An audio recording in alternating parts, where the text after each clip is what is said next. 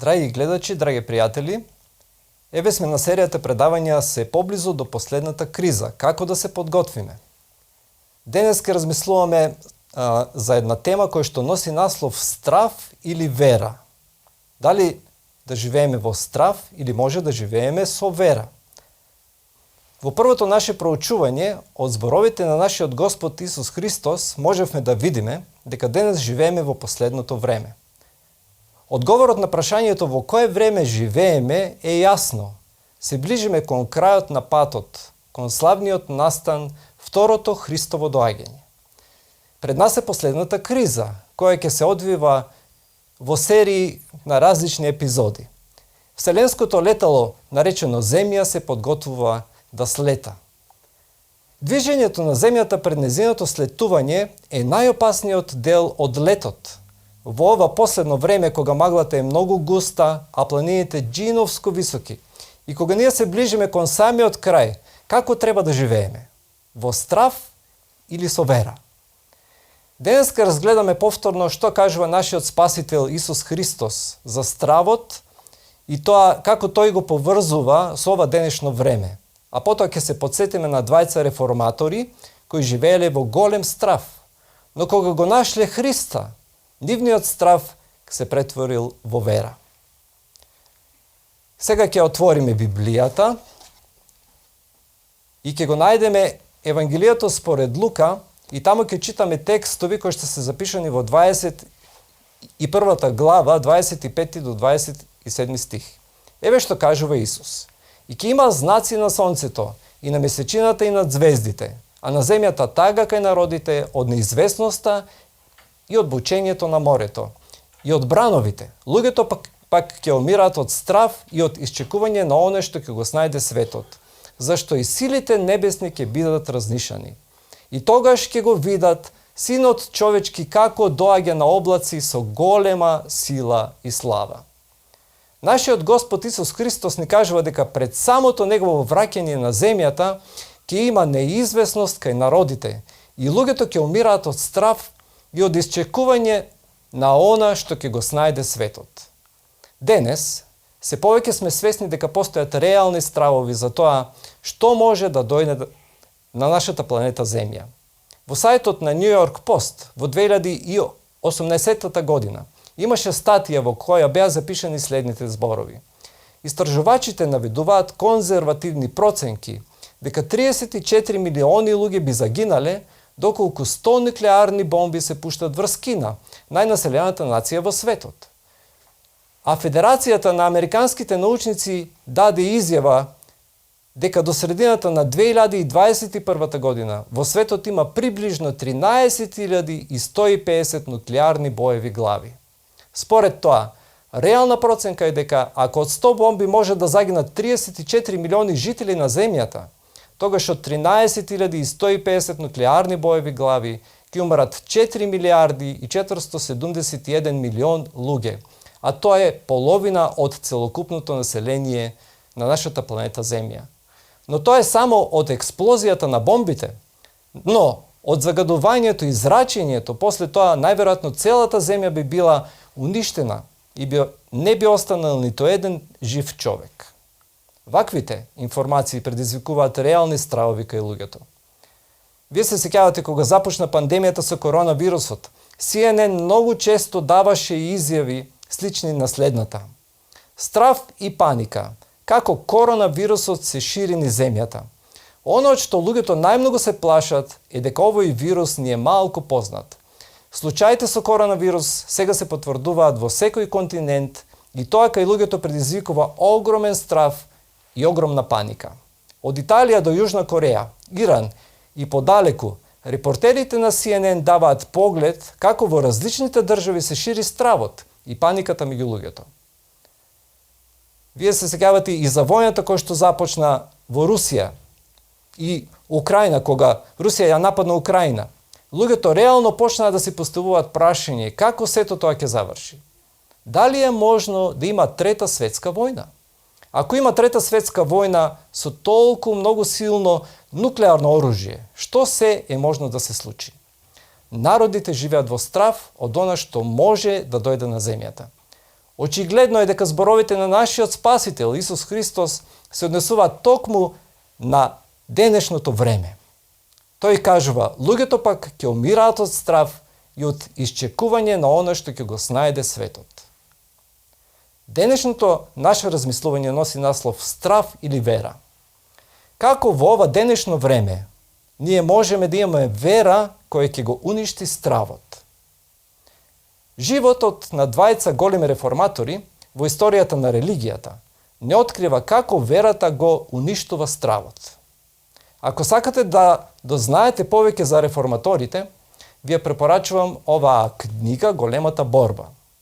Освен за реформацијата, во неја можете да читате и за настаните во последното време, поврзани со големата борба меѓу доброто и злото. Во описот на своето животно искуство, познатиот реформатор Џон Весли не открива кој бил решавачкиот настан кој го насочил на патот на верата. При едно патување по Атлантскиот океан настапила силна бура која се заканувала да го потопи бродот во кој патувале. Еве како Весли го опишува тој настан. За време на пеењето на псалмот со кој моравските браќа го почнуваа своето богослужение, одненадеж се подигна страшен бран кој го скина главното едро, го покри бродот и се урна на палубата на бродот. Така што изгледаше дека сите веднаш ќе потонеме во морето. Многу англичани почнаа силно да викаат во ужасен страв.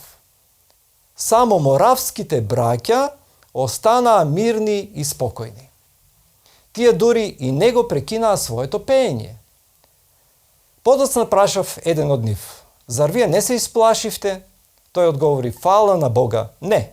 "Зар вашите жени и деца не се исплашија?" Тој одговори благо: "Не. Нашите жени и нашите деца не се плашат од смртта." Еден писател кој пишува за личното искуство на Весли ги кажал следните зборови. Соочен со смртта, Џон Весли чувствувал дека не е помирен со Бога. За разлика од него, моравските браќа покажувале мир, спокојство и вера во Бога, што на него му биле потполно непознати. И кога тој се вратил во Англија, почнал многу подлабоко да ја проучува Библијата. И појасно ја сватил библиската вера. Сватил дека треба целосно да му се предаде на Исуса Христа, кој е Божито јагне, кој ги зема на себе гревовите на светот. Кога го нашол Христа и целосно му го предал својот живот, тогаш стравот бил заменет со непоколеблива вера. Во книгата Големата борба се запишани овие зборови.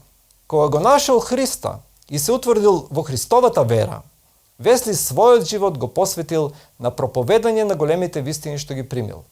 Прво, на вистината за оправдување со вера единствено само во Христовата крв која чисти. И второ, вистината дека Светиот Дух е оној кој врши преродба и од човекот создава ново создание, човек на верата. Еден друг реформатор кој е доста познат е Мартин Лутер. Додека бил млад, Лутер бил поучуван во религиозен дух. Во една книга која дава опис на неговиот живот е запишано: мрачните и празноверни сваќања за верата, во кои луѓето верувале тоа време, го исполнувале Лутер со голем страв. Навечер легнувал со исплашено срце, гледајќи со страв во темната иднина, тресејќи се при самата мисла за Бога, кога го гледал како строг и безмилостен судија и како свиреп тиранин, наместо како добар небесен татко. На 18 години станал студент и таму брзо се развил, но стравот длабоко го исполнувал неговото срце. За да го избегне Божиот гнев, влегол во манастир и со најстрого придржување на правилата на тој манастир сакал да се препорача пред Бога. Но не добил мир. Стравот бил длабоко вкоренет во него. Паднал во длабок очај. И кога Лутер мислел дека загубил се, дека веќе нема да има ништо добро за него, во неговиот живот се појавил еден човек, Штаупиц. Тој човек, Штаупиц, го упатил на Библијата. Библијата била таа која го променила животот на Весли.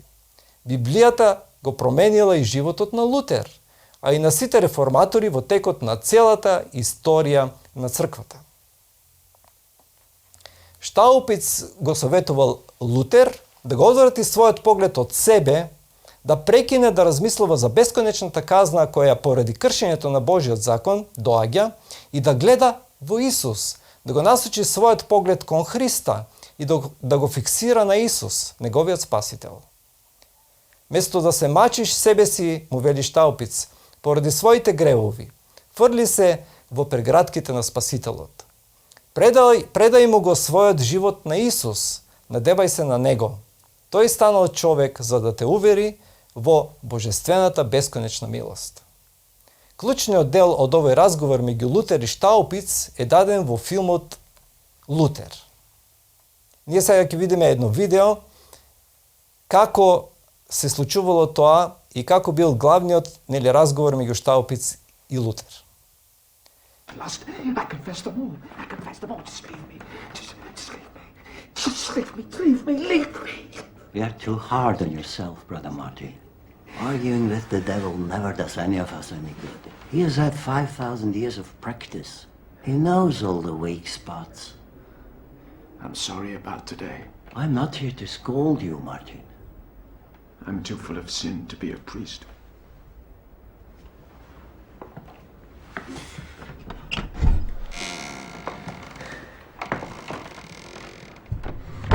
You know, in 2 years I've never heard you confess anything remotely interesting.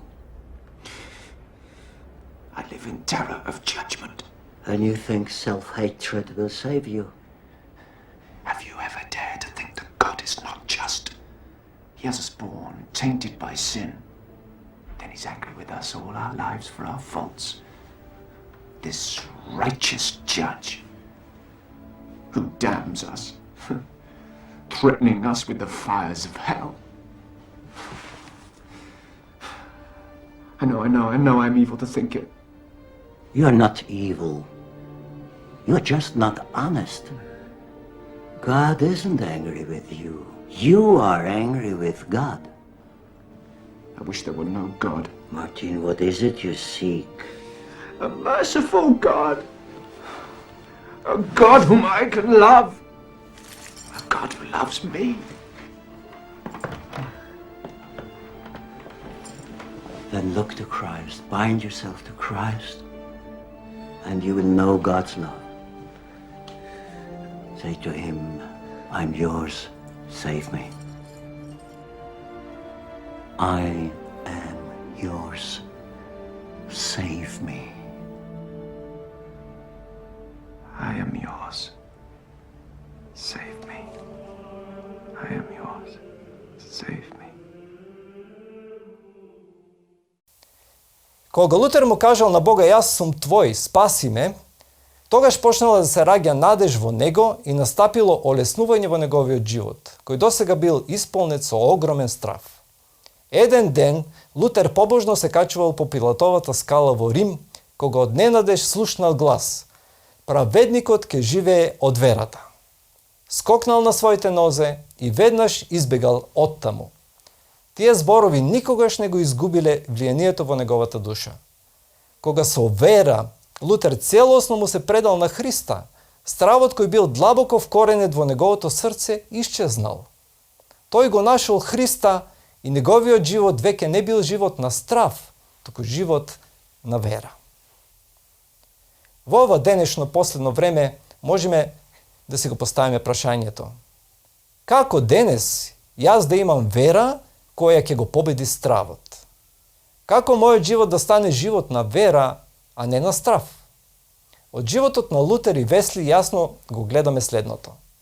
Кога Мартин Лутер, кога Весли го нашле Христа, кога целосно му го предале својот живот, тогаш стравот бил заменет со непоколеблива вера.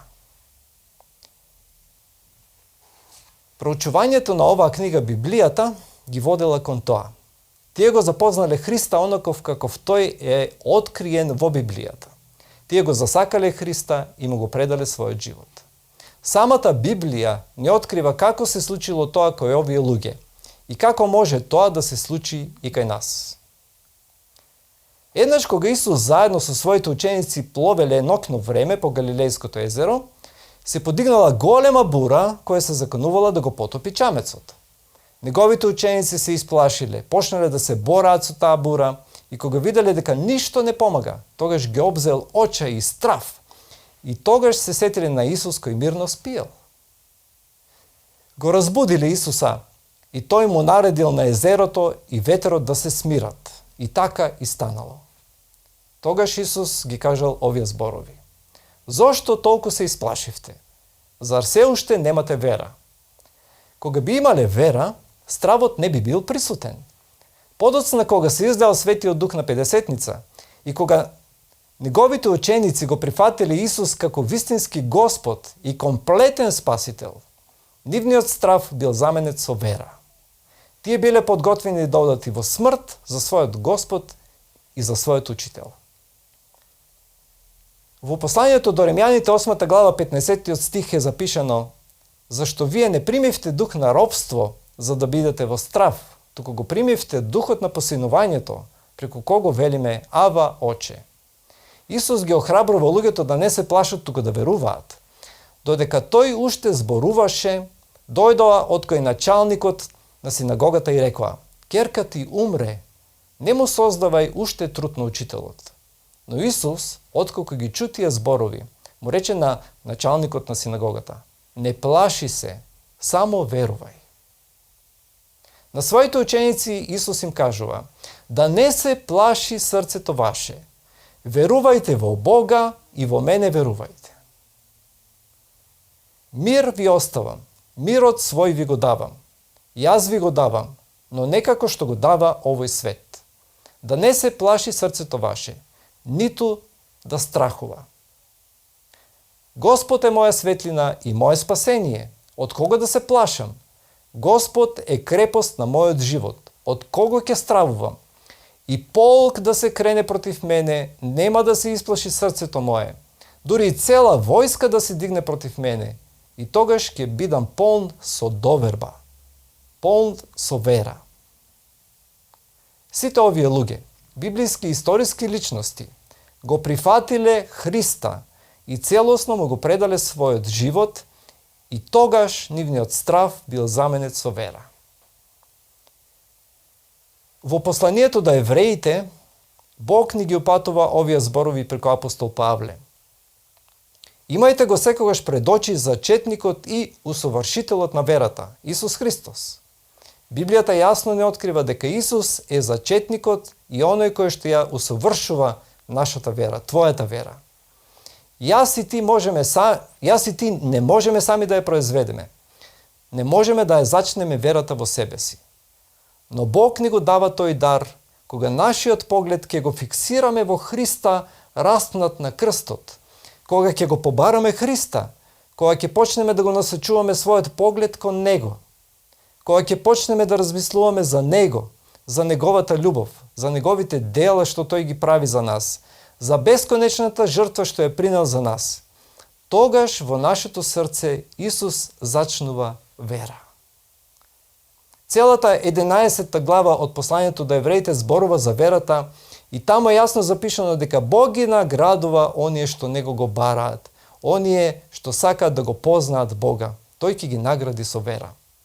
Ете, тоа е патот по кој оделе сите тие библиски и историски личности и така стекнале вера која го победува стравот. Денес Бог ти упатува повик повторно целосно да му го предадеш твојот живот на Него. Тој е верен и семоќен Спасител.